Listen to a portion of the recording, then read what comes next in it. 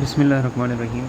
Next हमारा जो topic है वो है वाइड QRS कम्प्लेक्स टैकिकार्डियास। ठीक है, इसमें सिंपल आपने ये चीज़ याद रखनी है, नैरो और वाइड में मैं एक सेपरेट फिर से बना देता हूँ। ये नैरो जो है हमारे पास कम्प्लेक्स है और ये हमारे पास वाइड है। अगर हमारे पास लेस देन 120 मिली सेकेंड QRS कम्प्लेक्स है तो उसे हम नैरो जो है कम्प्लेक्स टैकिकार्डिया का नाम देते हैं। अगर हमारे पास मोर देन 120 मिली सेकेंड है तो उसे हम क्या वाइड QRS कम्प्लेक्स का नाम देते हैं।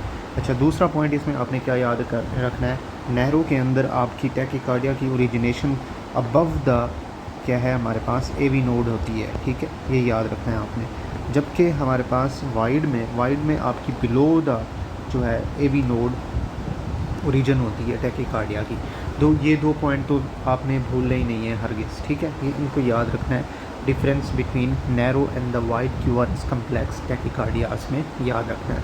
अच्छा, अब हम वाइड की जो है काजेज़ देखते हैं, उनमें कौन कौन सी जो है बीमारियाँ आती हैं।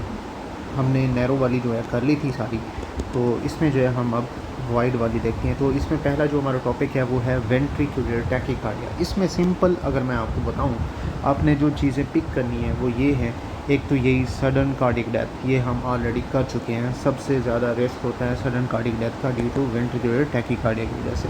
अच्छा, दूसरा पॉइंट आपने इसमें क्या याद रखना है, इसमें रेगुलर रिदम होता है, एक ये चीज़ क्या है याद रखनी है। ठीक है, और ये उसने लिखा है कि most commonly due to the structural heart disease like cardiopathy हो गई, स्कारिंग आफ्टर मायोकार्डियल इन्फार्क्शन। ये दो पॉइंट्स आपने हरगिज़ नहीं भूलने। ठीक है, वैसे इसको पढ़ सारा लेना है। अच्छा, इसके बाद हमारे पास टॉर्सोडेज डी पॉइंट्स है। अच्छा, इसमें भी कई बार जो है MCQs बन चुके हैं। इसमें आपने क्या याद रखना है वही चीज़ें मैं आपको बताऊंगा। सिंपल आपने ये याद रखना है टॉर्सोडेज डी पॉइंट के अंदर कि ट्विस्टिंग ऑफ, साइड पे लिख लें, twisting of point due to long QT interval की वजह से टॉर्सोडेज डी पॉइंट आता है। ठीक है, बाकी आप जो है इस तरह से भी डायग्राम क्या है बना सकते हैं। यहाँ पे मैं आपको ट्विस्टिंग एक इसकी बना के देता हूँ। ठीक है, तो ये इस तरह से एक ट्विस्टिंग आपको आती है, यहाँ पे आप देख सकते हैं।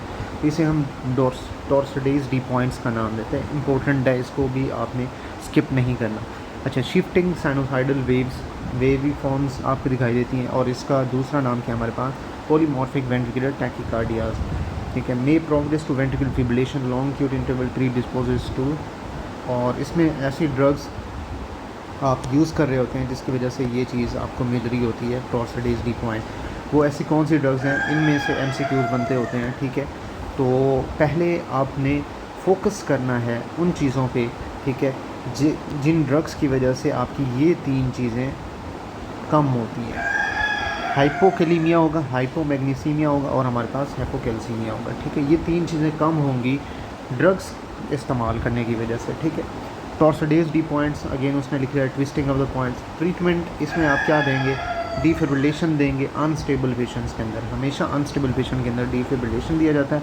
Magnesium sulphate for stable patient, तो इसमें मैग्नीशियम सल्फेट ही हम क्यों दे रहे हैं, क्योंकि यहाँ पे हमारे पास हाइपोकैल्सीमिया भी हो रहा है, हाइपोकैलीमिया भी हो रहा है। तो ये एक इम्पोर्टेंट कंसेप्ट है, आपने याद रखना है, क्योंकि आपका जो मैग्नीशियम होता है, ये मैग्नीशियम रेगुलेट करता है किस चीज़ को, पोटाशियम प्लस कैल्शियम को।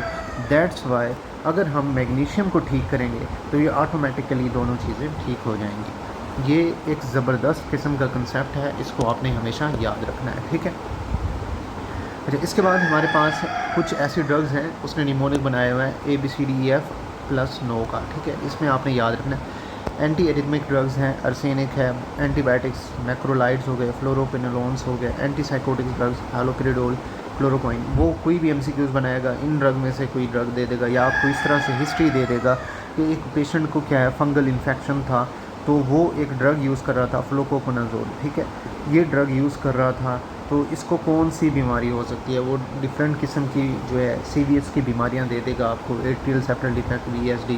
ठीक है, इस तरह के पॉइंट्स आपको देगा, तो आपने किसको चूज़ करना है, टॉर्सोडेज डी पॉइंट्स को चूज़ करना है। तो ये आपने याद रखना है, नेवर ओपॉइड्स। ठीक है, ये वाले पॉइंट्स आपने तो हरगिज़ ही नहीं बोलने। एंटीबायोटिक वाले, एंटी एरिथमिया वाले, ठीक है, एंटी फंगल, ठीक है। ओंडास्टेरोन भी एक इम्पोर्टेंट पॉइंट है। ओपॉइड्स, ये 4 पॉइंट्स 5 आपने बिल्कुल नहीं भूलने, बाकी आपने करना सारा है। डायूरेटिक्स भी हो सकते हैं, थायराइड भी हो सकते हैं। जब हम फार्मा पढ़ेंगे, ठीक है, उनमें ये आपको जो है क्लियरली जो है समझ आ जाएगा। तो इसमें फ़िलहाल आपने यही चीज़ें याद रखनी है, एमसीक्यूज़ में यही चीज़ें बनती हैं। अच्छा, इसके बाद नेक्स्ट है हमारे पास वेंट्रिकुलर फिब्रिलेशन। इनमें आपने क्या पॉइंट्स याद रखने हैं, वो सिर्फ आपने, इसमें आपको इर्रेगुलर रिदम मिलता है, ठीक है, विद नो, ये सी ऊपर बार जो डालता हूँ इसे मेडिकली विद का नाम दिया जाता है, ठीक है। विद नो आइडेंटिफाइबल वेव, कोई वेव आपको आइडेंटिफाइबल नहीं मिलेगी। तो यहाँ पे आप देख सकते हैं, ठीक है, इसमें कोई आइडेंटिफाइबल क्या है, आपको वेव नज़र नहीं आ रही, इर्रेगुलर रिदम है इसके अंदर। अच्छा, उसने लिखा है कि अगर आप इसमें इमीडिएट सीपीआर और डिफिब्रिलेशन नहीं करते तो ये बंदा मर जाएगा, ठीक है। तो इसके बिना इसका ट्रीटमेंट नहीं है। तो ये चीज़ें आपने करनी है, इमीडिएट सीपीआर, डिफिब्रिलेशन। अच्छा, एग्जामिनर आपसे किस तरह से एमसीक्यू पूछ सकता है कि वेंट्रिकल फिब्रिलेशन का ट्रीटमेंट क्या है, उसमें आपको ऑप्शंस दे देगा, ठीक है। उसके अंदर क्या हम एस्पिरिन देंगे, ठीक है, क्लोपिडोग्रिल देंगे, सीपीआर इमीडिएट करेंगे, ठीक है, इस तरह के डिफरेंट ऑप्शंस देगा। तब आपने क्या इमीडिएट सीपीआर और डिफिब्रिलेशन को टिक करना है। अच्छा, नेक्स्ट हमारे पास हेरिडिटरी चैनलोपैथीज, ये भी इम्पोर्टेंट है टॉपिक, ठीक है, इसको भी आपने स्किप नहीं करना। इनमें होता क्या है, हेरिडिटरी चैनलोपैथी, हमेशा मैंने आपको कहा है कि जो भी डिज़ीज़ है उस डिज़ीज़ को पहले खुद से समझने की कोशिश करो, उसमें कहना क्या जाता है, ठीक है। चैनलों मीन चैनल्स। अब इसमें हम जो है कार्डियक इश्यूज़ पढ़ रहे हैं, सीरियस के बारे में पढ़ रहे हैं, तो इसमें ये क्या कहेगा, ये हम चीज़ देखेंगे इसके अंदर। नॉर्मल क्या है, आपके हार्ट के ऊपर आइन चैनल्स होते हैं। आपको याद होगा हमने जो है एक्शन पोटेंशियल और जो है मायोकार्डियल एक्शन जो है पढ़ा था फिजियोलॉजी के अंदर, आपको अच्छे तरीके से याद होगा। हमने सोडियम और पोटेशियम का जिक्र किया था। तो सिंपल अगर मैं आपको बताऊं, इनमें सिर्फ इन्हीं का मसला होगा, सोडियम और पोटेशियम का, ठीक है। अब इनको आपने कैसे याद रखना है वो मैं आपको ट्रिक बताऊंगा इंशाल्लाह। अगर इन चैनल्स में मसला होगा म्यूटेशंस की वजह से, म्यूटेशंस ऑफ कार्डियक आइन channels, abnormal myocardial action potential होगा, जिसकी वजह से वेंट्रिकुलर टैकिकार्डियाज होंगे या उस पेशेंट को सडन कार्डियक डेथ भी हो सकती है, ठीक है। इसके बाद हमारे पास जो है हम बुर्गेडा सिंड्रोम को देखते हैं, इंपॉर्टेंट है, ठीक है। इसमें किस चीज़ का, सिंपल आप साइड पे लिख लें, सोडियम चैनल का डिफेक्ट होगा, ठीक है, सोडियम चैनल का डिफेक्ट होगा। और एक हिस्ट्री देगा आपको कि एशियन मेल्स के अंदर ये आपको मिलती है बीमारी, ठीक है। और तीसरा पॉइंट इसमें आपने क्या याद रखना है, इसमें आप इस सडन कार्डियक डेथ से बचाने के लिए क्या करते हैं, इम्प्लांटेबल कार्डियो डिफिब्रिलेटर करते हैं, ठीक है। ये 3 पॉइंट्स बुर्गेडा सिंड्रोम में आपने याद करना। इस तरह से ट्राइएड बना लें, ठीक है। एक इसमें मिडल ऊपर लिख लें सोडियम का मसला है, ठीक है। फिर आपने यहाँ पे क्या लिखना है, एशियंस, ठीक है, एशियन मेल्स में मसला होगा। और तीसरा हमारे पास इसमें ट्रीटमेंट आपने क्या लिखना है, इम्प्लांटेबल कार्डियो डिफिब्रिलेटर। तो बुर्गेडा सिंड्रोम का ये एक ट्राइएड है, इसको आपने याद रखना है, ठीक है। और बाकी इसमें लिखी हुई हैं चीज़ें कि ईसीजी पैटर्न पे आपको pseudo right bundle branch block, ये भी आपको प्रेजेंटेशन दे सकता है। फ़िलहाल ये 3 चीज़ें आपने हरगिज़ नहीं भूलनी। या वो इस तरह से भी पूछ सकता है कि ईसीजी पैटर्न क्या मिलता है बुर्गेडा सिंड्रोम के अंदर, तो आपने किसको टिक करना है, pseudo right bundle branch block को। और एसटी सेगमेंट आपको एलिवेशन मिलती है किस लीड्स में, V1 और V2 के अंदर। अच्छा, इसके बाद हमारे पास कंजेनिटल क्यूटी सिंड्रोम है। सिंपल इसमें आप लिखें, इसमें आपको पोटेशियम का क्या है मसला मिलता है, म्यूटेशन होगी। अगर हमारे पास पोटेशियम का मसला होगा तो आपकी क्या है, रीपोलराइजेशन क्या है, अफेक्ट होगी, रीपोलराइजेशन क्या है, अफेक्ट होगी। अब इसमें 2 बीमारियां हैं, 2 सिंड्रोम दिए हैं उसने, रोमानो वार्ड सिंड्रोम और जेरविल एंड लेंज नेल्सन सिंड्रोम, ठीक है। इन दोनों में आपने एक फ़र्क ये याद रखना है, रोमानो में ये एक ऑटोसोमल डोमिनेंट है, ठीक है। यहाँ पे बल्कि मैं एक टेबल बना के देता हूँ आपको, यहाँ पे लिखता हूँ मैं रोमानो वाला, ठीक है, यहाँ पे लिखता हूँ जेरविल वाला।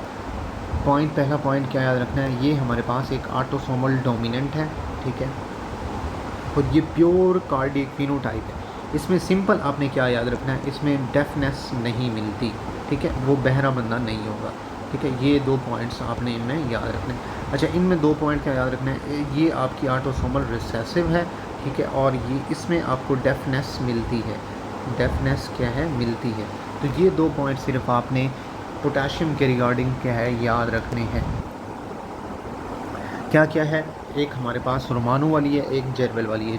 ऑटोसोमल डोमिनेंट बीमारी है ये, नो डेफनेस, और इसमें ऑटोसोमल रिसेसिव है और इसमें डेफनेस मिलती है। सिंपल यही 2 पॉइंट याद रखने हैं। एमसीक्यूज बनेगा तो इन्हीं में से ही बनेगा, अदरवाइज़ नहीं बनेगा, ठीक है। अच्छा, इसके बाद हमारे पास जो है नेक्स्ट वो है सिक साइनस सिंड्रोम। सिक साइनस सिंड्रोम में पहले मैं आपको बताता हूँ, सिक का मतलब है एज, ठीक है। सिक का मतलब है एज और साइनस का मतलब है आपके एसए नोड। तो सिंपल अगर मैं बताऊं कि एज के साथ आपके क्या है एसए नोड डीजनरेट हो जाते हैं। जब ऐसे नोड डीजनरेट हो जाते हैं तो क्या ख्याल है, आपकी इलेक्ट्रिकल एक्टिविटी ऑफ हार्ट ठीक रहेगी? नहीं रहेगी। तो उस पेशेंट को ब्रेडिकार्डिया होगा, साइनस पास होंगे, ठीक है। इसी तरह हमारे पास साइनस अरेस्ट होगा, इसी तरह हमारे पास जंक्शनल एस्केप बीट्स होंगी। तो ये जो है कंप्लेंट्स मिलेंगी सिक साइनस सिंड्रोम के अंदर। इसमें ऐसी कोई चीज़ नहीं थी जो आपको समझ ना आए, ठीक है। इसके बाद हमारे पास नेक्स्ट जो टॉपिक है वो कंडक्शन ब्लॉक्स के बारे में है, जिसमें डिग्रीज़ मोस्ट इम्पॉर्टेंट हैं ये। अच्छा, इसमें कंडक्शन ब्लॉक्स के मसले होंगे। एक तो हमारे पास first degree A V block होता है, दूसरा हमारे पास सेकंड डिग्री क्या है ब्लॉक होता है। इसकी फर्दर टाइप्स आएंगी वो हम देखेंगे। अच्छा, सिंपल जो चीज़ें मैं आपको बताऊं वो आपने साइड पे लिख लेनी है और कुछ नहीं करना। First degree A V block के अंदर क्या होता है, ठीक है। इसमें आपका पी आर क्या है, पी आर चेंज होता है, लेकिन आपका क्यू आर एस कम्प्लेक्स क्या है नॉर्मल होता है। क्यू आर एस नॉर्मल, सिर्फ यही चीज़ लिख लें। एमसीक्यूज़ बनेगा तो इसी तरह से बनेगा, आपको वो एक क्लिनिकल केस बना के देगा कि अगर पी आर चेंज है लेकिन क्यू आर एस नॉर्मल है तो ये कौन सा डिग्री ब्लॉक हो सकता है। तो आपने first degree A V block को टिक कर देना है। अच्छा, दूसरा इसमें पॉइंट आपने क्या याद रखना है, इसमें कोई आपको ट्रीटमेंट की ज़रूरत नहीं होती। एसिम्प्टोमेटिक पेशेंट के अंदर ये खुद ही से ठीक हो जाता है, ठीक है। अच्छा, इसके बाद हमारे पास second degree A V block, इनमें मैंने जैसा कि कहा कि आपको टाइप्स मिलती हैं। मोबिटिस टाइप 1 जिसका दूसरा नाम है विंक बेक, ठीक है। इसमें आपने क्या पॉइंट याद रखना है वो मैं आपको बता देता हूँ, वो आप साइड पे क्या है लिख लें। इसमें अगेन आपको पी आर चेंज मिलता है, ठीक है, और ड्रॉप क्या है, ड्रॉप क्यू आर एस मिलता है। सिंपल सिर्फ ये पॉइंट्स लिख लें, ऐसे सेम टू सेम यही वर्ड वो यूज़ करेगा जिससे एमसीक्यूज़ बनेगा, ठीक है। अच्छा, इसके बाद आपने ये भी पॉइंट याद रखना है कि पी वेव जो है फॉलोड नहीं करती किसको, क्यू आर एस को। सिंपल यही वही चीज़ है ना कि ड्रॉप कर गई है तो पी वेव फॉलो नहीं कर पाएगी इसको। सिंपल आपने यही चीज़ लिखनी है। टाइप मोबिटिस टाइप 1 के अंदर पी आर चेंज होता है लेकिन आपका क्यू आर एस ड्रॉप कर जाता है। इसी तरह मोबिटिस टाइप 2 के अंदर क्या होता है, इसमें लिखें पी आर सेम रहता है, पी आर क्या है सेम रहता है, लेकिन आपका क्यू आर एस जो है ड्रॉप कर जाता है, क्यू आर एस ड्रॉप कर जाता है। तो यहाँ पे आप फ़र्क देख पा रहे होंगे, टाइप 1 के अंदर पी आर चेंज था, क्यू आर एस ड्रॉप कर रहा था। टाइप 2 के अंदर पी आर सेम है but Q R S drop कर रहा है, ठीक है। इस तरह से वो आपको कंफ्यूज करके जो है एमसीक्यूज़ बनाएगा। अच्छा, टाइप 1 के अंदर भी आपको ट्रीटमेंट की ज़रूरत नहीं होती, नॉन रिक्वायर्ड, जबकि टाइप 2 के अंदर आप क्या है पेस मेकर लगा देते हैं उन पेशेंट्स के अंदर। तो ये इसको भी आप हाईलाइट कर लें। अच्छा, जब टाइप 2 होता है तो ये प्रोग्रेस हो सकता है थर्ड डिग्री ए जो है हमारे पास ब्लॉक के अंदर, और इसमें एग्जांपल्स भी आप देख लें। ये सम टाइम एमसीक्यूज़ बन जाती हैं कि indicate structural abnormalities such as ischaemia या फाइब्रोसिस होने के चांसेस होते हैं मोबिटिस टाइप 2 वाले पेशेंट्स को। अच्छा, इसके बाद थर्ड डिग्री, इसके अंदर आपने क्या याद रखना है, इसमें आपने याद रखना है कि आपका पी और क्यू आर एस के दरमियान कोई रिलेशन नहीं होता। यहाँ पे मैं साइड पे आप लिख लें कि P no relation between P and Q R S, ठीक है। ये आपने ये लिख लेना है इसको। एट्रिया और वेंट्रिकल बीट करेंगे independently of each other, simple आपने ये याद रखना है। और इसमें जो एसोसिएशन होती है कौन सी डिज़ीज़, लाइम क्या है हमारे पास डिज़ीज़ की, ठीक है। तो ये कई बार एमसीक्यूज़ बन चुका है, ठीक है। वो आपसे पूछता है कि टाइप 3 के अंदर third degree complete A V block में कौन सी डिज़ीज़ आती है, किसकी वजह से होती है, तो आपने लाइम डिजीज़ को टिक करना है। अच्छा, इसके बाद हमारे पास ट्रीटमेंट, अगेन आपने पेस मेकर लगाना है। सिंपल जो भी टाइप 1 वाली है ना, चाहे फर्स्ट डिग्री एवी ब्लॉक है या मोबिटिस टाइप 1 एवी ब्लॉक है, तो इसमें आपको ट्रीटमेंट नहीं करने की ज़रूरत है। ये एक सिंपल ट्रिक आप याद कर रख सकते हैं। जबकि जो दूसरी आती है मोबिटिस टाइप 2 टाइप 3, इसमें आप पेस मेकर लगाते हैं। अच्छा, इसके बाद नेक्स्ट हमारा जो टॉपिक है वो बंडल ब्रांच ब्लॉक का है, ठीक है। अच्छा, इसमें जो चीज़ मैं बताऊँ आपने सिर्फ वही लिखना है, ठीक है। अगर आपके बंडल ब्रांच क्या है ब्लॉक होती हैं, ठीक है, तो आपके वेंट्रिकल्स क्या है डीपोलराइज होंगे थ्रू परकंजी सिस्टम। इसको हम क्या नाम देते हैं, बंडल ब्रांच ब्लॉक का नाम देते हैं। अगेन मैं रिपीट कर दूं, अगर हमारे पास बंडल ब्रांच ब्लॉक होती हैं तो वेंट्रिकल डीपोलराइज होंगे थ्रू परकंजी सिस्टम। इसको हम क्या नाम देते हैं, बंडल ब्रांच ब्लॉक का नाम देते हैं। अच्छा, इसमें कुछ डीजनरेटिव डिजीज़ आती हैं लाइक कार्डियोमायोपैथी, ये आगे हमारे टॉपिक आएंगे, इनको हम डिस्कस करेंगे। प्लस इनफिल्ट्रेटिव डिजीज़, ठीक है, जिनमें कोई सब्सटेंस जो है अकामुलेट हो जाते हैं, लाइक एक एग्जांपल दे रहा हूँ, विल्सन डिजीज़, ठीक है। इस तरह की जो है डिजीज़ को हम क्या है इनफिल्ट्रेटिव डिजीज़ का नाम देते हैं। अच्छा, प्री मेच्योर बीट्स, अब इसमें एक पॉइंट लिखवाता हूँ आपको, आपने उसको साइड पे लिख लेना है। नॉर्मल क्या होता है, आपके ऐसे नोड में फोकाई होते हैं, ठीक है, ऐसे नोड में फोकाई होते हैं नॉर्मल। ये मैकेनिज़्म आपने याद रखना है, इसकी बेस पे हम डिस्कस करेंगे। अच्छा, उसने लिखा है कि प्री मेच्योर एट्रियल कंट्रैक्शन क्या है। इसमें सिंपल आपने ये लिखना है फोकाई इन एट्रिया, आपको एट्रिया में क्या है फोकाई मिलते हैं, एक पॉइंट। दूसरा पॉइंट ये आपको नैरो QRS कम्प्लेक्स के अंदर मिलता है with P wave on ECG के साथ, ठीक है। ये दो पॉइंट सिर्फ प्री मेच्योर एट्रियल कंट्रैक्शन में लिखने हैं, आपने साइड पे लिख लें।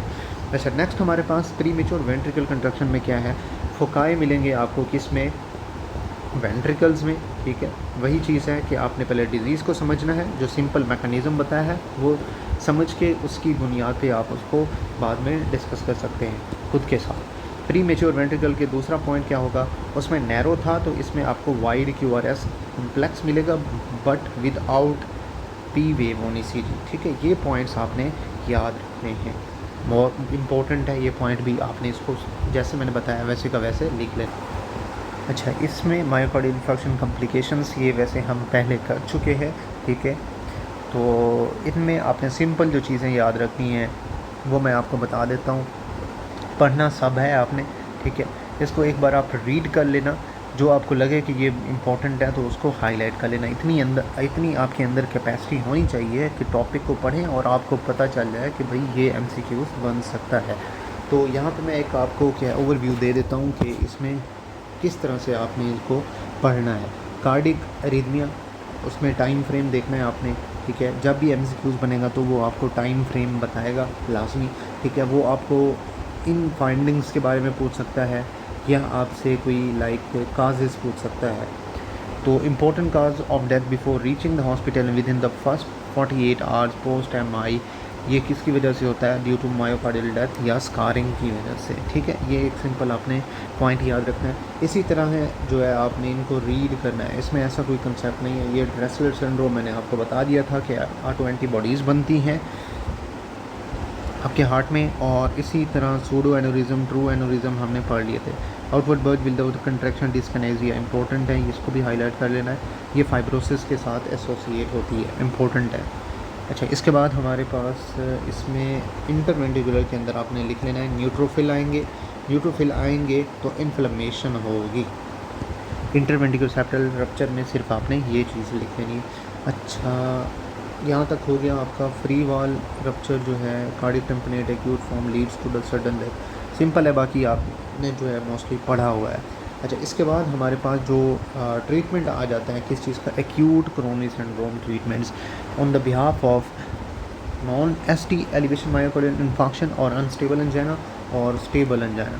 इसमें आपने सिंपल इसमें लिखा हुआ है कि आपने कौन कौन सी ड्रग्स चूज़ करनी है, इनके अंदर आपने पढ़ लेना है इनको, वैसे हमने फार्मा में पढ़ना है इनको। अनस्टेबल में anticoagulation like heparin, antiplatelet therapy, aspirin, ADP receptor inhibitors, clopidogrel, beta blockers, AC inhibitors, statins, statins का एक पॉइंट आप हमेशा याद रख कर लें, जब भी LDL ठीक है लेवल बढ़ रहा हो, लिपिड लेवल बढ़ रहा हो, तो आप स्टैटिन रिकमेंड करते हैं। तो ये एक आपने जैसा कि अटोरवास्टैटिन ठीक है, स्टैटिन वाली ड्रग्स आएंगी, ये आप देते हैं to treat the high level of LDL। Symptom control with nitroglycerin और मॉर्फिन देते हैं। ST एलिवेशन मेडिकल में क्या है, इन एडिशन टू अबव आपने रीपरफ्यूजन थेरेपी करनी है, मोस्ट इम्पोर्टेंट है परक्यूटेनियस कोरोनरी। अगर ये ऑप्शन में ना हो तो आपने LT प्लेस, यहाँ पे मैं स्पेल लिख देता हूँ LT प्लेस, ये कई दफ़ा MCQ बन चुका है ठीक है। सम टाइम वो क्या करता है एग्जामिनर, परक्यूटेनियस कोरोनरी इंटरवेंशन नहीं वाला ऑप्शन नहीं देता, तो आपने LT प्लेस को टिक करना है। अच्छा, इसके बाद if right ventricle affected, right coronary clear हो जाएगी, support venous return preload to maintain cardiac, IV fluids देंगे, अवॉइड करेंगे नाइट्रोग्लाइसरिन। क्यों करेंगे, क्योंकि ये एक क्रोनिक सेटिंग के अंदर जो है हमारे पास नहीं दे सकते, सिर्फ हम एक्यूट सेटिंग के अंदर क्या है नाइट्रोग्लाइसरिन देते हैं, ये एक कंसेप्ट है, इसको आपने लिख लेना है। अच्छा, इसके बाद ACS group of unstable and NSTEMI, ये हो गया। इसके बाद अच्छा यहाँ पे ना मैं आपको एक निमोनिक बता देता हूँ, मोना के नाम का ठीक है। मैंने तो इस तरह से यार मॉर्फिन, ऑक्सीजन अगर अनस्टेबल पेशेंट है, नाइट्रोग्लाइसरिन और हमारे पास एस्पिरिन। और भी निमोनिक्स हैं बहुत सारे, कुछ बच्चे इसके साथ मोना के साथ ऐड करते हैं, तो इसको आप क्या है सिंपल याद कर लेना। अच्छा, यहाँ तक जो है लेक्चर को स्टॉप करते हैं। इंशाल्लाह बाद में जो है मैं एक ही साथ ये इंटरेस्टिंग टॉपिक्स आ रहे हैं, इनको हम डिस्कस करेंगे एक ही वीडियो के अंदर। अगले जो 3-4 टॉपिक आ रहे हैं ज़बरदस्त किस्म के टॉपिक हैं, इंशाल्लाह आपको समझ आ जाएगी। तब तक अल्लाह हाफ़िज़, थैंक